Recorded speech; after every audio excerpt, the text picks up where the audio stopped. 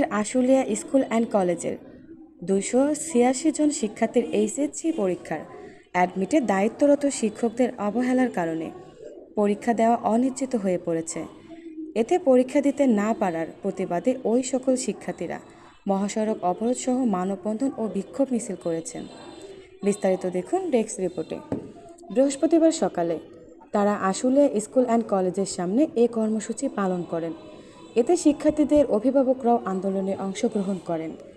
এ সময় ভুক্তভোগীরা শিক্ষার্থীরা কলেজের অধ্যক্ষ হাবিবুর রহমান সহ শিক্ষকদের অবরোধ করে রেখেছেন। সেখানে চরম উত্তেজনা বিরাজ করছে।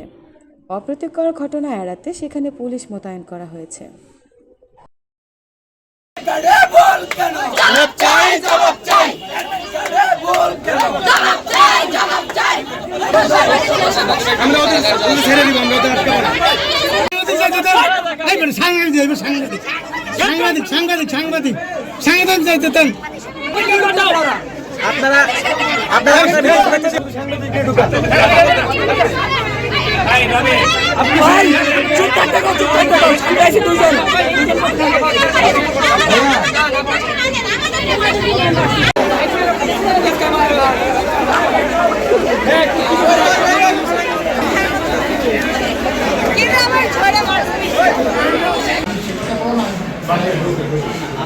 আমি তোমাদের আপনার সন্তান আমার সন্তান 186